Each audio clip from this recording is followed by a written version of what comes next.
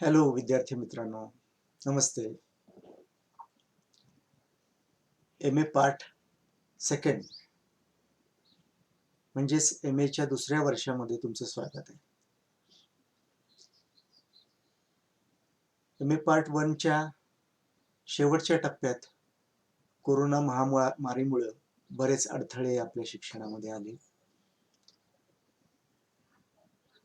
प्रत्यक्ष समोरासमोरचं शिक्षण काही आपल्याला शक्य झालं नाही, पण तरीही त्यावर मात करून आपण व्हिडिओज आणि इंटरनेटच्या माध्यमातून, ई लर्निंगच्या माध्यमातून आपण भेटत आहोत. दरम्यान तुमचा सिलेबस बदलला आहे, म्हणजे मागच्या वर्षी पण बदललेला होता आणि या वर्षी सेकंड इयरचा सिलेबस पण बदलला.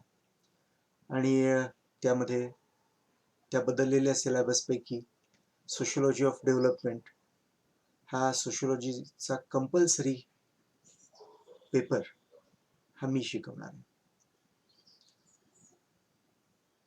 या पेपरमध्ये आपण विकासाची चर्चा करणार आहोत.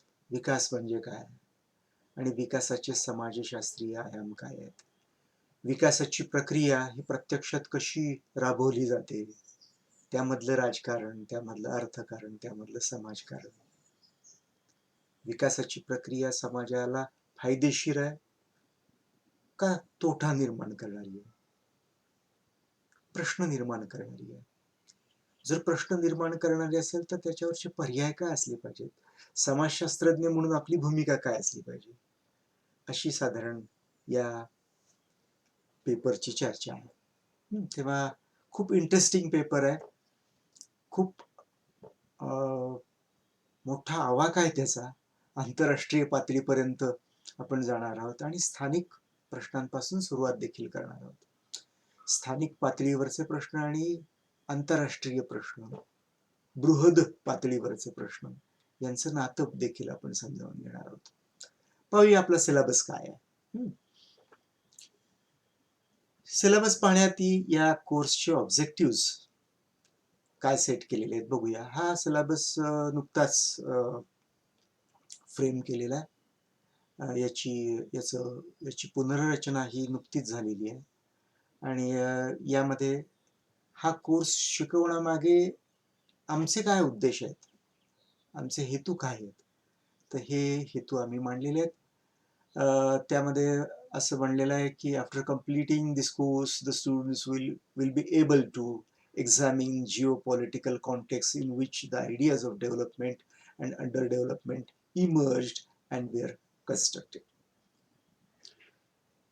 Student will be able to reflect upon alternative concepts and practices of development, understand key actors and forces in implementing development, demonstrate connections between local, national, and international dimensions of inequalities and disparities. तेव्हा या प्रमुख क्षमता विद्यार्थ्यांमध्ये निर्माण होतील अशी अपेक्षा या सिलेबसच्या अभ्यासानंतर व्यक्त केलेली आहे. मराठीमध्ये बघतो आपण प्रत्येक सिलेबसचा प्रत्येक मुद्दा हा जसा आपण इंग्रजीमध्ये पाहणार आहोत तसा त्याचा मराठीकरण करून त्याची चर्चा करणार आहोत. हा कोर्स पूर्ण केल्यानंतर विद्यार्थी पुढील बाबतीत सक्षम होतील.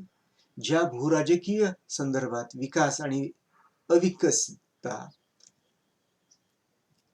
यांच्या कल्पना उभ्या झाल्या, बांधल्या गेल्या, त्यांचं परीक्षण करण्याबाबत च्या क्षमता विद्यार्थ्यांमध्ये निर्माण होतील. विकासाच्या पर्यायी संकल्पना आणि विकासाचे आकृतिबंध याबाबत विद्यार्थी व्यक्त होतील, विद्यार्थ्यांना सांगता येईल, बोलता येईल, या बाबतीची त्यांची समज वाढेल. नंतर विकासाच्या अंमलबजावणीच्या संदर्भातील महत्वाचे कर्ते कोण आहेत आणि शक्ती कोण आहेत त्यांना समजावून घेणे, ऍक्टर्स अँड पॉवर्स.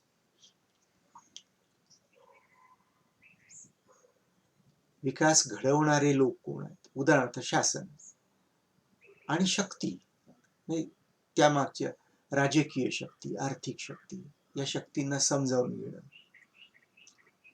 ही क्षमता निर्माण होईल.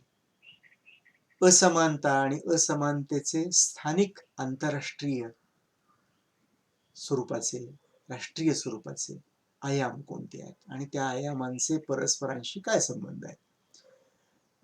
विकासाची सगळी प्रक्रिया ही असमानता देखील निर्माण करणारी आहे. आणि नुसती असमानता निर्माण होती असं नाही, तर ती अन्यायकारक असमानता काही जणांना मागे ठेवती आहे, काही जणांना वंचित ठेवती आहे, त्यांना सीमांत बनवती आहे. कसं होतंय हे? याच्या मागचं राजकारण, याच्या मागचं अर्थकारण, आंतरराष्ट्रीय पातळीवरचे त्याचे आयाम काय आहेत, तर या गोष्टींची जाणीव विद्यार्थ्यांना होईल. आणखी एक मुद्दा यामध्ये मेन्शन केलेला नाहीये, पण तो मुद्दा असा आहे की विकास, जर प्रचलित विकास हा समस्या निर्माण करणारा असेल, तर मग पर्यायी विकास काय असेल, त्याची देखील चांगली समज विद्यार्थ्यांना या कोर्सच्या अभ्यासानंतर निर्माण होईल. पाहूया हा सिलेबस काय सांगतोय. पहिला चॅप्टर किंवा पहिलं युनिट जे आहे ते असं आहे, understanding development, history and basic concepts, historical context of the idea of development.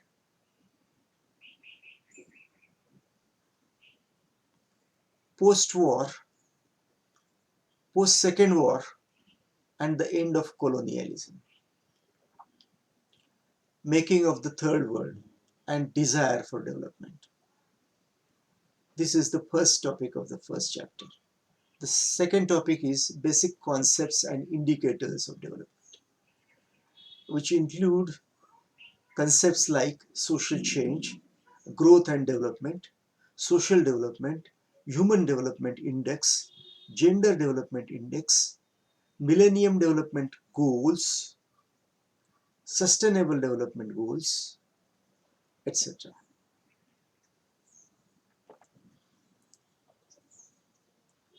या पेपरच्या पहिल्या प्रकरणामध्ये आपण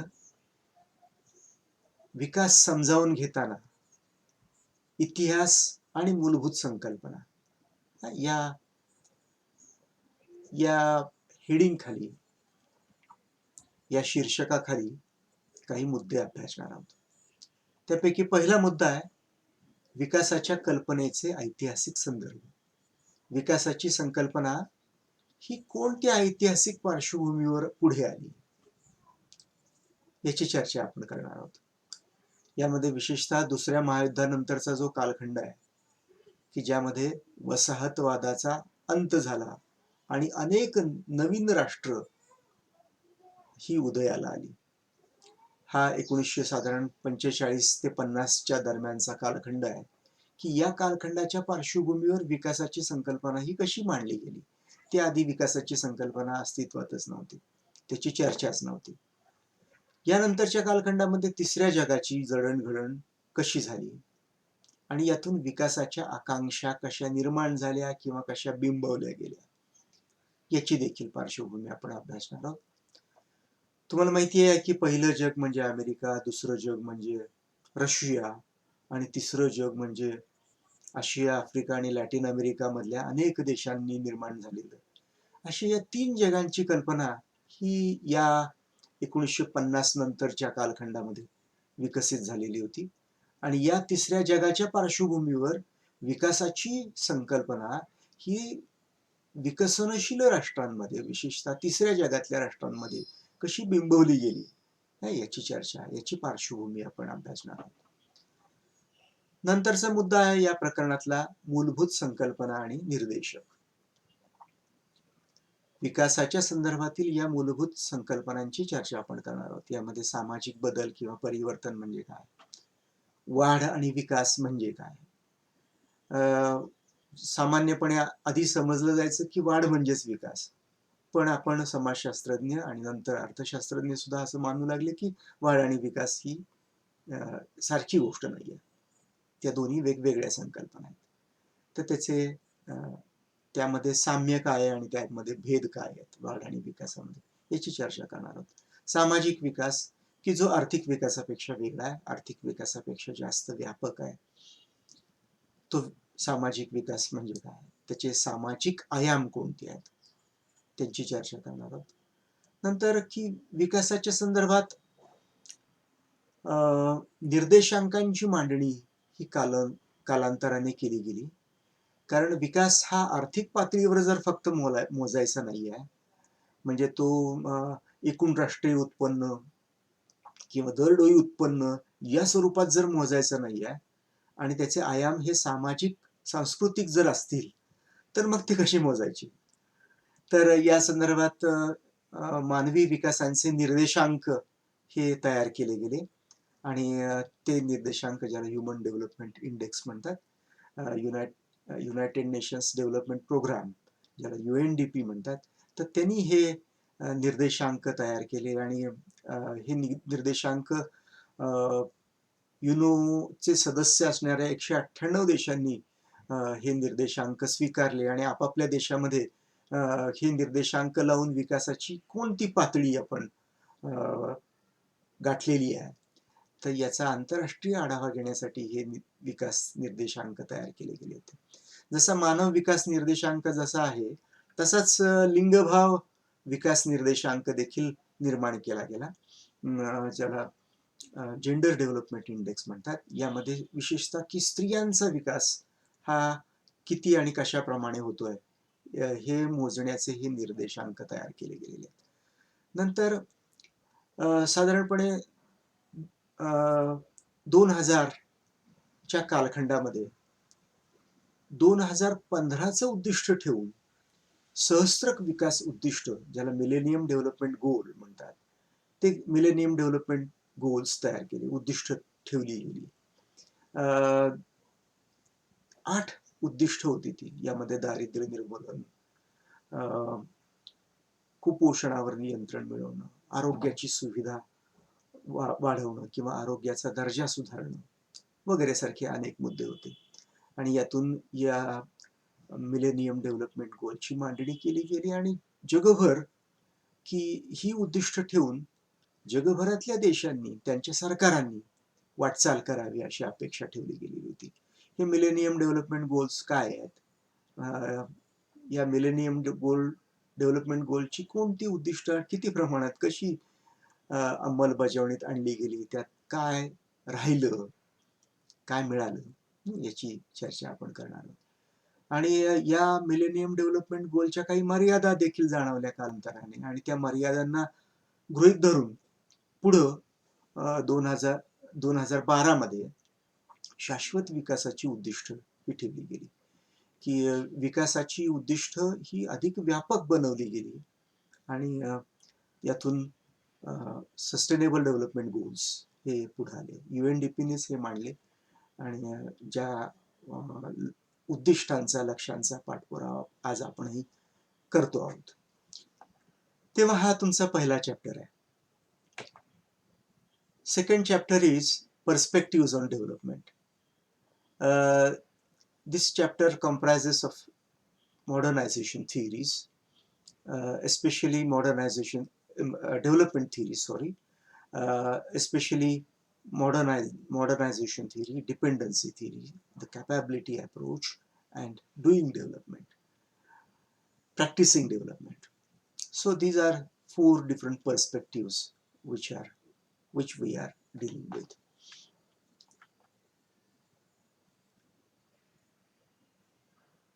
दुसऱ्या प्रकरणामध्ये आपण विकासाचे दृष्टिकोन यांची चर्चा करणार आहोत.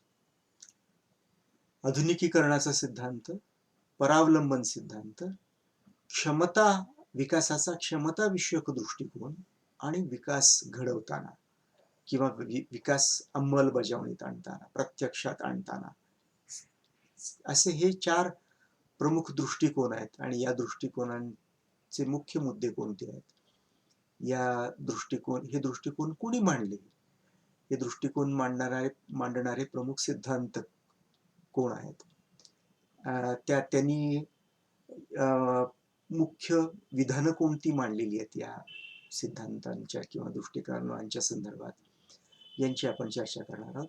आणि या दृष्टिकोनांमुळं की विकासाच्या संकल्पनेकडे आपण अधिक समृद्धपणे कसं पाहू लागलो, याची देखील चर्चा आपण करणार आहोत. The third chapter is alternative approaches and epistemological critique of development. In this chapter, we are studying Mahatma Gandhi's views on development, E.F. Schumacher's view on development. This view is expressed in his book, Small is Beautiful. Feminist critique of development, the feminist perspective on development, and the last is post-development perspective. That is the very recent perspective on development. तिसऱ्या प्रकरणामध्ये आपण विकासाचे पर्यायी दृष्टिकोन अभ्यासणार आहोत आणि त्याचबरोबर त्यांची ज्ञानशास्त्रीय चिकित्सा देखील करणार आहोत. विकासावरील महात्मा गांधीजींचे विचार हे पर्यायी विचार म्हणून आपण अभ्यासणार आहोत. जर प्रचलित विकास किंवा मुख्य धारेतला विकास हा आर्थिक विकास, औद्योगिकरण, उत्पादन, भांडवलशाही विकास यातून जो मांडलेला विकास आहे हा मुख्य विकास आहे किंवा मुख्य विकासाची धारा आहे असं आपण म्हणू. आणि ही धारा समस्यात्मक आहे याचा आपल्याला अनुभव येतोय. हे खूप अभ्यासकांनी देखील मांडलेलं आहे. तर मग याला पर्याय काय? जर हा मुख्य प्रवाही विकास हा योग्य नसेल, समुचित नसेल, तर मग त्याला पर्याय काय? मग अशा पर्यायांची चर्चा करताना महात्मा गांधीजींचे विचार आपल्याला अभ्यासणं क्रमप्राप्त आहे. महात्मा गांधींनी खेड्यांना आणि ग्रामीण अर्थव्यवस्थेला केंद्रीय महत्त्व देऊन विकासाची पुनर्मांडणी केलेली आहे. हिंद स्वराज नावाच्या एका पुस्तकामध्ये त्यांनी हे विचार ठळकपणे मांडलेले आहेत. अर्थात फक्त या एका पुस्तकामध्येच नाही तर गांधीजींच्या इतरही लिखाण चिंतनामध्ये त्यांचे विकासाचे पर्यायी दृष्टिकोन पुढे आलेले आहेत. त्याची आपण चर्चा करणार आहोत. E.F. शुमाकर यांनी स्मॉल इज ब्युटिफुल हे पुस्तक लिहिलं आणि यामधून की एक समुचित विकास कसा असेल, योग्य विकास कसा असेल त्याची चर्चा त्यांनी केलेली आहे. हे पुस्तक खूपच महत्वाचं पुस्तक आहे आणि यातून सांगितलं की जो महाकाय विकास असतो, जो राक्षसी विकास आहे, तर तो विकास फायद्याच्या ऐवजी तोटे निर्माण करणार आहे, समस्या निर्माण करणार आहे. आणि मग त्याला पर्याय काय असावेत? तर छोट्या छोट्या पातळीवरची विकासाची अनेक बेटं निर्माण केली असावीत की ज्यातून विकास हा स्थिर, स्थायी किंवा चिरंतन स्वरूपाचा असेल, टिकाऊ विकास निर्माण करता येईल. अशी चर्चा या पुस्तकामध्ये केलेली आहे. या पुस्तकाचं आपण टीकात्मक परीक्षण करणार आहोत. नंतर विकासाची स्त्रीवादी चिकित्सा ही देखील आपण पाहणार आहोत. विकासाच्या प्रक्रियेमध्ये स्त्रियांच्या प्रश्नांना दुर्लक्षिलं गेलं अशा प्रकारची भूमिका ही स्त्रीवादी अभ्यासक मांडतात. स्त्रियांचे प्रश्न, स्त्रियांचा सहभाग, स्त्रियांचे योगदान यांची चर्चा विकासाच्या प्रक्रियेत झाली नाही, विकासाच्या चर्चेमध्ये झाली नाही. विकासाचा एकूण चर्चा विश्व आहे त्यामध्ये स्त्रिया कशा दुर्लक्षल्या गेल्या आणि स्त्रियांचा सहभाग, विकासातील सहभाग, विकासातील योगदान आणि महत्त्व हे जर आपल्याला समजावून घ्यायचं असेल तर त्याला काय केलं पाहिजे, कोणते मुद्दे महत्त्वाचे आहेत, या संदर्भातील स्त्रीवादी दृष्टिकोन आपण समजावून घेणार आहोत. आणि पुढचा दृष्टिकोन आहे विकासोत्तर दृष्टिकोन, ज्याला पोस्ट डेव्हलपमेंट पर्स्पेक्टिव्ह किंवा थिअरी म्हणता येईल. की प्रचलित विकास, जो विकास हा यंत्रातंत्राद्वारे किंवा भांडवलशाही विकासाला अधिक भर देणार आहे, तर या विकासाला नाकारून पर्यायी विकास हा शोधणं देखील क्रमप्राप्त आहेच आहे. पण त्याचबरोबर की या प्रचलित विकासाला नाकारणं, त्याला विरोध करणं, या विकासाच्या ऐवजी पर्यायी विकासाची पुनर्मांडणी करणं आणि या प्रचलित विकासाच्या मागे असणाऱ्या शक्ती कोण आहेत, की यामध्ये पाश्चात्य देश, यामध्ये न्यू लिबरलिझम म्हणजे नव उदारमतवाद आणि त्याचं एक मोठं म्हणून काय हिजेमोनी म्हणजे धुरीणत्व हे कसं या सगळ्याच्या मागे आहे. त्यात त्यांचा स्वार्थ आहे आणि या स्वार्थापोटी तिसऱ्या जगाचं किंवा ग्लोबल साऊथ म्हणजे याला आपण आंतरराष्ट्रीय दक्षिण म्हणू, की या देशांची कशी गळचेपी होती आहे, त्यांचा विकास हा कसा रोखला गेलेला आहे, त्यांच्यावर कसा अन्याय होतोय, विकासात्मक नाकारले पण त्यांच्यावर कसं लादलं जात आहे. तर याची चिकित्सा करून याच्यावर टीका करणं आणि यावर उपाय शोधणं अशी सगळी भूमिका ही विकासात्तर दृष्टिकोनामध्ये मांडलेली आहे.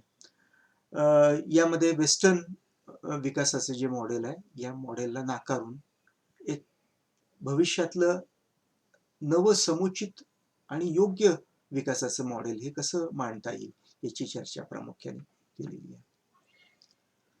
And this is the last chapter of your syllabus titled Strategies and Models of Development Towards New Paradigms.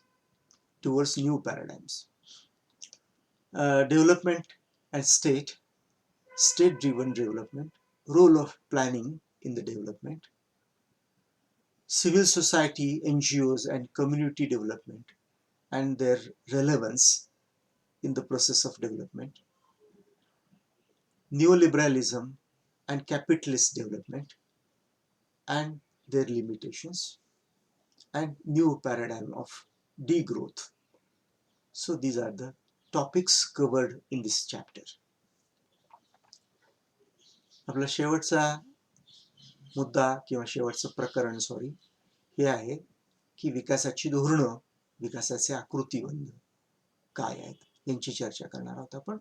आणि याचबरोबर विकासाची नवीन प्रतिमानं ही कशी असतील त्यांची देखील चर्चा करणार आहोत आपण.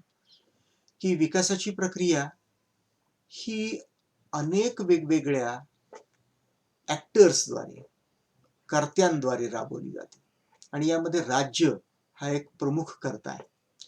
तेव्हा राज्य विकास प्रक्रिया कशी राबवतं, कशी चालवतं, यामध्ये नियोजनाची भूमिका काय आहे, राज्य कुठल्या प्रकारे नियोजन करतं, त्यामागे कोणते हेतू असतात, नियोजनाच्या मर्यादा काय असतात यांची देखील चर्चा आपण करणार आहोत इथे. नंतर नागरी समाज संस्था, स्वयंसेवी संस्था आणि समुदाय विकास यांचा विकास प्रक्रियेतील रोल किंवा भूमिका ही काय आहे यांची देखील चर्चा करणार आहोत आपण. असं म्हणलं जातं की विकास हा राज्याद्वारे घडवला जातो, पण हे खरं नाही आहे. विकासाच्या प्रक्रियेमध्ये नागरी संस्था, नागरी समाज संस्था, स्वयंसेवी संस्था यांचा रोल देखील खूप महत्वाचा आहे. यांची भूमिका अत्यंत महत्वाची आहे. आणि फक्त या सिव्हिल सोसायटी ऑर्गनायझेशन्स किंवा नागरी स्वयंसेवी संस्था यांचंच महत्व आहे असं नव्हे, तर स्थानिक पातळीवर लोक एकत्र येतात आणि एकत्र येऊन सहभागी सामूहिक कृती करतात, तेव्हा या कृतीला देखील खूप महत्व आहे विकासामध्ये. तेव्हा सहभागी विकास, सामुदायिक विकास, स्थानिक पातळीवरचा विकास घडवणारे आणि ते घडवणारे लोक, ते घडवणारे चळवळी, आंदोलन, कृती गट, दबाव गट यांचं देखील महत्व या सगळ्या प्रक्रियेमध्ये आहे.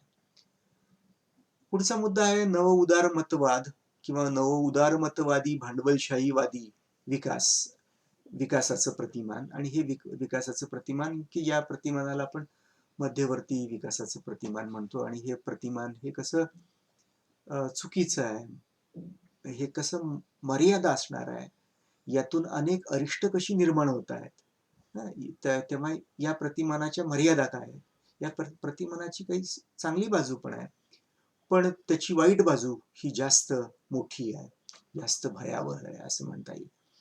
तेव्हा या प्रतिमानाची आपण चर्चा करणार आहोत. आणि पुढचं आहे अविकासाचं नवं प्रतिमान.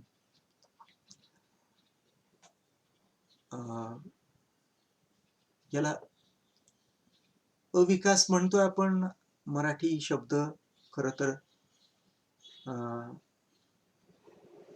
योग्य शब्द आहे असं वाटत नाहीये, पण ही संकल्पना आपण डी ग्रोथला उद्देशून वापरलेली आहे, की प्रचलित विकास, वेगाने पुढे धावत जाणारा विकास हा आपल्याला रोखायचा आहे. म्हणून मग काय करायला पाहिजे, की काही प्रमाणात या धावणाऱ्या अत्यंत गतिमान असणाऱ्या विकासाला आपल्याला थोपवायचं आहे. या अर्थाने अविकास हा शब्द आहे. इथं याचा अर्थ की विकासाची प्रक्रिया पूर्णपणे रोखायची आहे, नाकारायची आहे, अशी भूमिका इथं नाहीये. तेव्हा या विकासाच्या नव्या प्रतिमानामध्ये, की आपण प्रचलित विकास, नवउदारमतवादावर आधारलेला, भांडवलशाही विकासावर आधारलेला हा जो विकास आहे, हा वेगाने धावणारा आणि आपल्याला गिळू पाहणारा विकास जो आहे, तर या विकासाला नियंत्रित कसं करता येईल, रोखता कसं येईल, त्याला शांत कसं करता, त्याला समृद्ध आणि मानवी कसं बनवता येईल, तर या संबंधीचा हा विचार आहे या प्रतिमानामध्ये मांडलेला. तर यामध्ये अनेक नवनवीन मुद्दे येतील. यामध्ये सामाजिक न्याय, नंतर संपत्तीचं पुनर्वितरण, पर्यावरणाचं रक्षण, समुचितता, सर्वांचा विकास, विशेषतः अंतिम माणसाचा विकास, तर यांची चर्चा या प्रतिमानामध्ये आहे. हा तुमचा सिलेबस आहे. तेव्हा हे 4 चॅप्टर्स आहेत, 4 प्रकरण आहेत आणि या 4 प्रकरणातून आपण विकासाची चर्चा करणार आहोत. हे तुमचे संदर्भ आहेत, इसेन्शियल रीडिंग्स, महत्वाचे संदर्भ. यामध्ये इंग्रजी संदर्भ दिलेले आहेत आणि पुढे मराठी संदर्भ पण दिलेले आहेत. तुमच्या सिलेबस बरोबर खूप मोठी यादी दिलेली आहे आणि ही यादी 2 विभागामध्ये विभागलेली आहे. महत्वाचे, अत्यंत महत्वाचे संदर्भ, इसेन्शियल रीडिंग्स, आणि दुसरा आहे रेफरन्सेस. तेव्हा मी इथं आता सगळ्या रेफरन्सेसची चर्चा नाही करणार आहे, पण त्यातले काही महत्वाचे रेफरन्सेस आहेत इंग्रजीमधले. समीर अमीन यांचं अनइक्वल डेव्हलपमेंट नावाचं हे पुस्तक आहे, हे महत्वाचं पुस्तक आहे. अंडरस्टँडिंग सस्टेनेबल डेव्हलपमेंट हे ब्लेविट जॉन यांचं पुस्तक आहे. आर्थुरो एस्कोबार यांचं पुस्तक आहे एन्काउंटरिंग डेव्हलपमेंट. हे अतिशय महत्वाचं पुस्तक आहे. आपण जेव्हा तिसऱ्या जगाचं प्रतिमान यांची चर्चा करत होतो, तर या संदर्भातलं हे पुस्तक आहे, की विकासामध्ये गुंतलेली अन्यायकारक बाजू जी आहे, ती बाजू, त्या बाजूची चर्चा करत पर्यायी विकासाची मांडणी आर्थुरो एस्कोबार हे करतात. नेडरविन पीटरसे यांचं पुस्तक आहे डेव्हलपमेंट थिअरी नावाचं. डेव्हलपमेंट थिअरीवरची बरीच पुस्तकं आहेत, पण त्यातलं हे पुस्तक आपण आता सध्या चर्चा करतोय. डिकन्स्ट्रक्शन्स, रिकन्स्ट्रक्शन्स असं त्या पुस्तकाचं नाव आहे. म्हणजे विकासाच्या सिद्धांतांची पुनर्मांडणी आणि पुनर्घटना, पुनर्घडण त्याची कशी करता येईल या संदर्भातली चर्चा या पुस्तकामध्ये. शिवबहाल सिंग हे लखनौ युनिव्हर्सिटीचे प्राध्यापक आहेत. त्यांनी सोशियोलॉजी ऑफ डेव्हलपमेंट नावाचं एक पुस्तक लिहिलेलं आहे. भारतीय संदर्भातील चर्चा पण यामध्ये आहे, म्हणून हे पुस्तक महत्वाचं आहे. रावत प्रकाशनाने हे पुस्तक प्रकाशित केलेलं आहे. यानंतर वेबस्टर अँड्र्यू यांचं पुस्तक आहे, Andrew Webster, introduction to sociology of development. नंतर हे एक एडिटेड पुस्तक आहे, rethinking development in Latin America. तिसऱ्या जगातल्या देशांवर विकासाचे परिणाम काय झाले याची चर्चा लॅटिन अमेरिकेच्या संदर्भातली केलेली आहे या पुस्तकामध्ये. डेव्हलपमेंट डिक्शनरी, एन्सायक्लोपीडियाज हे देखील बघायला पाहिजेत. खूप वेगवेगळ्या अशा प्रकारच्या डिक्शनरीज आहेत की ज्या डेव्हलपमेंटच्या संकल्पनेवर आधारलेल्या. तर त्यापैकी ही एक आहे, ओरिएंट लॉंगमननी प्रकाशित केलेली डेव्हलपमेंट डिक्शनरी आहे, ही महत्वाची आहे. आणखीन काही एन्सायक्लोपीडियाज आहेत डेव्हलपमेंटवर खास करून तयार केलेले, ते देखील तुम्ही पाहायला पाहिजे. आर.बी. पाटलांचं पुस्तक आहे sustainable development, local issues and global agendas. ही आणि आणखीन महत्वाची बरीच पुस्तकं आहेत की जी तुमच्या यादीमध्ये दिलेली आहेत. ती यादी जरूर पहा. मराठी संदर्भ कमी आहेत पण आहेत. हे संदर्भ शोधावे लागतील आपल्याला. खूप विखुरलेले आहेत. जसे इंग्रजी पुस्तकांमध्ये विकासाची चर्चा ठळकपणे केली जाते, तशी मराठीच्या पुस्तकांमधून ठळकपणे केली जात नाही आहे. आपल्याला तुकड्या तुकड्यातून ते गोळा करावे लागतील संदर्भ सगळे. अच्युत गोडबोले यांच्याशी चर्चा करत असताना ते एकदा म्हणाले होते की माझी सगळी पुस्तकं, खूप पुस्तकं त्यांनी लिहिलेली आहेत आणि बरीच पुस्तकं गाजलेली आहेत त्यांची, पण ते म्हणाले की माझी सगळी पुस्तकं एका बाजूला आणि हे मी लिहिलेलं अनर्थ पुस्तक एका बाजूला. हे पुस्तक खूप महत्वाचं आहे आणि हे पुस्तक खूप लोकांनी वाचलं पाहिजे. हे पुस्तक रिसेंट पुस्तक आहे, 2019 मध्ये आलेलं आणि विकास नीतीवर चर्चा करणार आहे की एका बाजूला विकास आणि प्रचलित विकास ज्याला आपण म्हणू, मुख्य धारेतला विकास आणि त्यांनी घडवलेले अनर्थ, हा पुस्तकाचा मुख्य गाभा आहे. आणि विकासाची ही नीती कशी उद्ध्वस्त करणारी आहे याची चर्चा या पुस्तकामध्ये केलेली आहे. पुस्तक जरूर वाचा, शक्यतो विकत घ्या, संग्रही ठेवा. चांगलं पुस्तक आहे. समा गर्गे यांचं समाज विज्ञान कोश हे एक महत्वाचं पुस्तक आहे. विशेषतः याचा 6वा खंड की जो ज्यातल्या समाजशास्त्रीच्या नोंदी ज्या आहेत त्या पुणे विद्यापीठाच्या समाजशास्त्र विभाग प्रमुख प्राध्यापक श्रुती तांबे यांनी संपादित केलेले आहेत. मेहता प्रकाशन यांनी हे पुस्तक, हा कोश प्रकाशित केलेला आहे. यामधल्या अनेक समाजशास्त्रातल्या नोंदी आहेत की ज्या विकासाशी संबंधित आहेत आणि या नोंदी तुम्ही पहा, जरूर पहा. डॉक्टर द.ना. धनागरे, प्राध्यापक द.ना. धनागरे यांचं विकास प्रक्रिया आणि पर्यावरणाचे प्रश्न समाजशास्त्र संशोधन पत्रिकेने प्रकाशित केलेलं ही एक छोटी पुस्तिका आहे. ही पुस्तिका सहज उपलब्ध होईल असं वाटत नाही आहे, पण मग याचे म्हणजे या पुस्तिकेच्या काही प्रती या एकत्रित करून विद्यार्थ्यांना वितरित करण्याचा प्रयत्न आम्ही करू. संकल्पनांचे विश्व आणि सामाजिक वास्तव हे धनागरे सरांचं आणखीन एक पुस्तक आहे महत्वाचं की जे पुण्यात प्रतिमा प्रकाशनाने प्रकाशित केलेलं आहे आणि त्यातला एक संबंध चॅप्टर हा विकासाच्या प्रश्नांची चर्चा करणार आहे. तो जरूर पहा. प्रतिभा पाटील आणि इतरांचं महात्मा गांधी आणि ग्रामीण विकास यावरचं पुस्तक आहे. हे पुस्तक महात्मा गांधीजींचे विकास विचार यांची चर्चा करणार आहे. माधवी रेणावीकर यांचं विकासाचं समाजशास्त्र नावाचं पुस्तक आहे. विकासाच्या प्रक्रियेतील स्त्री प्रश्न असं एक पुस्तक आहे. पुणे विद्यापीठाच्या स्त्री अभ्यास केंद्राने देखील स्त्रियांच्या विकासाच्या संदर्भात आणि एकूणच विकासाच्या प्रश्नांच्या संदर्भात काही पुस्तकं प्रकाशित केलेली आहेत. ती देखील पुस्तकं खूप महत्वाची पुस्तकं आहेत, ती जरूर पहा. समाजशास्त्र विभागातील, पुणे विद्यापीठाच्या समाजशास्त्र विभागातील एक प्राध्यापक विद्याधर पुंडलिक यांनी आर्थिक विकासाचे समाजशास्त्र नावाचे एक पुस्तक लिहिलं होतं.